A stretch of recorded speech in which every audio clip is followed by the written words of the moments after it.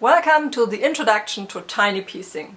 Whether you are an experienced quilter and want to widen your horizon, or you are just starting out and want to go deep, this is the place to be, the place to get started into tiny piecing. My name is Miss.Violet.Needleturn and I have been deep down the rabbit hole of quilting for more than 14 years now. This is the second in a series of 3 training videos in this workshop where I will be teaching you how to start your journey of tiny piecing. The response on my last video has been incredible. Thank you so much for tuning in and I love to read all your comments. Now, if you have missed the first video in the series, you should go check it out because I covered the very first steps of tiny piecing. I showed why we do not use papers anymore, because they are very complicated to handle when they are so tiny and they keep on slipping away. If you haven't seen that video yet, go watch it right now. You find it right up here on that page and then come back for the second video. Now in this video I want to go deeper and I'm going to show you how to baste this tiny triangle we have prepared with fusion stay. So just have a look. So welcome to the next step. I want to show you how to make this out of that. I have my magnifying glass with my ring light on, something I will recommend if you don't see what you're doing.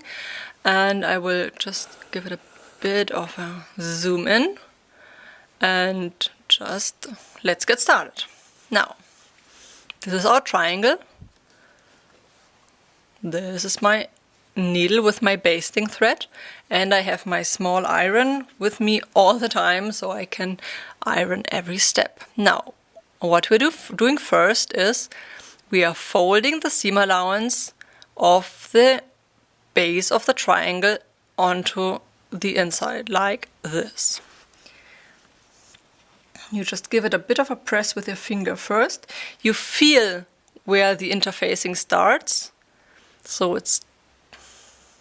you feel this, it's getting harder to roll and to push when the interfacing starts, so just give it a press. If you're not sure if you've done it right, just peek in, yeah, it's good. And give it a press with your iron. Try not to iron your fingers, because this thing is hot. Now, what we're going to do now is we anchor our thread here within the seam allowance, but we have to be a bit careful. I will show you what I mean. This is our triangle.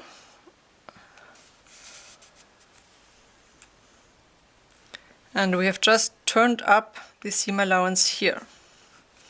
Now what we are trying to do is our anchor stitch, I'll show you in a second how this is done.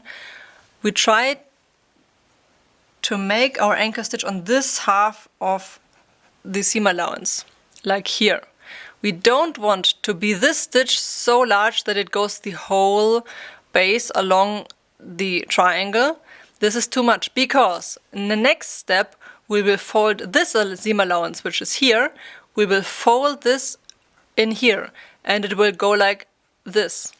And we don't want to be this stitch completely covered with the seam allowance. It won't be possible to get it really big. We don't have much space, but this is the basic idea, is to focus on this half of the seam allowance for the spacing grids, not to get too wide into the side, because always we have a bulk here when we have too much, then we create a folding in this edge and we don't want to have this.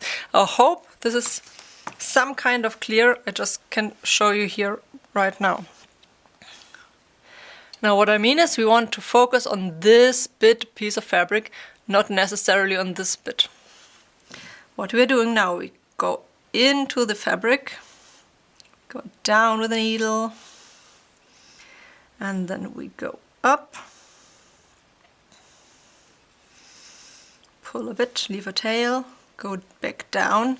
And now when we are coming up, we don't want to be too wide on this side, but be really wide on that side, so we can make a nice smooth edge with the seam allowance that's about to go. We will cut this tail here because we don't need this tail.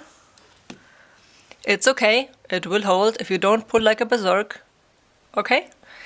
Now, this is step number 1. We have anchored our thread on the bases and we have folded the first side. Now to the second side, you take the triangle with your not favorite hand, but for me it's the left hand.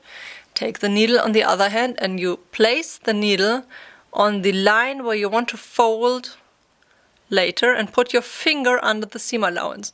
So your needle is your indicator where you want to fold this, and you just put it here and fold it over.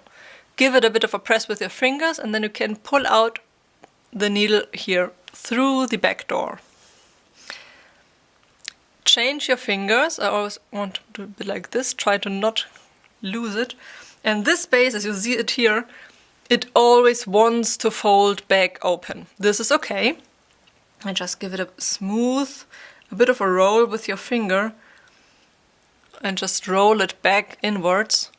And now this is the point what I've meant earlier. If this thread came out on the really edge here, we had to go with the thread all around the seam allowance and into this, and this would create a bulk and folds, and this is what we try to avoid. Now we go into the edge, down. This is the very edge of our triangle.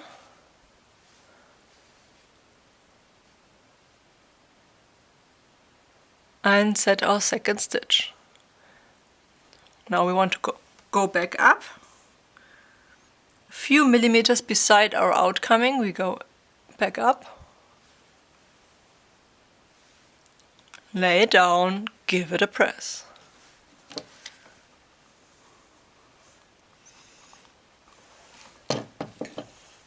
Second side is done. Now off to the third side. Now it's a bit hairy because we can't see the interfacing anymore. But that's okay, because we can always have a peek. Just take a needle, have a bit of a look. So you can kind of imagine where your line's supposed to be after. When you have a bit of a practice, you know where this line is. You get a grip of it, I promise. Like the other step, put your needle down on the edge. The two fingers are under the triangle and the seam allowance, and just fold it over. Pull out your needle, give it a bit of a press, change your fingers, and again here I give it a bit of a, I try to roll it in a bit, and you still feel where the where the interfacing starts. So with a bit of feeling in your fingertips you can do this. Now what we're doing now is we make one stitch to define this point.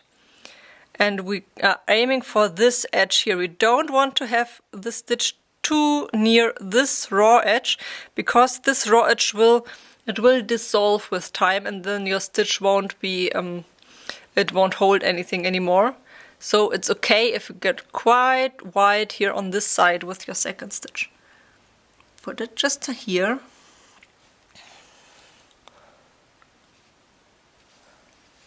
And so we have a nice big diagonal stitch to hold our point in place. And all that's left to do is to give this a bit of a roll to the inside. It's always one to go out. And then I just hold it between my fingernails like this. And everything we have to do now is to anchor the stitch, to finish our stitching. I go up one time, I go down, and I go up a very last time. I just hold it as long as I'm stitching. I hold it between my fingernails so it won't come out. And then give it a cut my tail, and this is it. With my last pressing, I still give it a bit of a idea to go into the side, and this is how it looks like.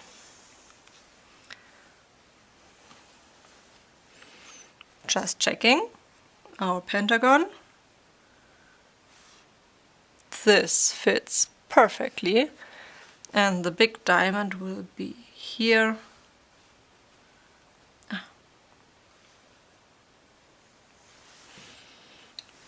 This is what we're going to do. Okay, we have covered a huge amount of ground in this video. Take a breath. I know it seems to be complicated and take a long time, but this is only because I explained every purpose of every stitch. If you have done a few hundreds of those triangles, they get easier.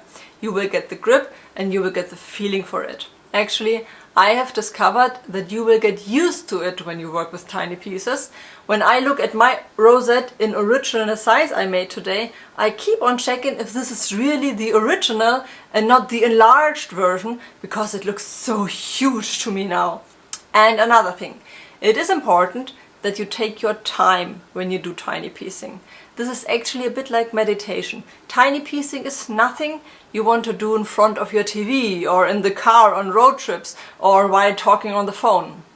When I do this, I concentrate on every single stitch. I try to be precisely in the present.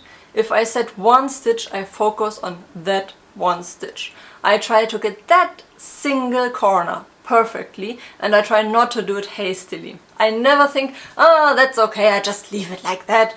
If you focus and if you concentrate, you will get the grip. Your fingers will get the grip and everything will get easier. Now I want to tell you about the next video I've got for you. That's how to attach the triangle to another piece. I think you will love this. I'm going to walk you through the process of sewing the triangle on step by step. I will give you a quick insight how I tackle the ring of stars in general, because sometimes there are multiple ways to do something and the way taught in a book isn't necessarily the best way for you. Now what about you? Did you learn something today? Scroll down and leave a comment for me if you liked the video. I'll see you in the next video.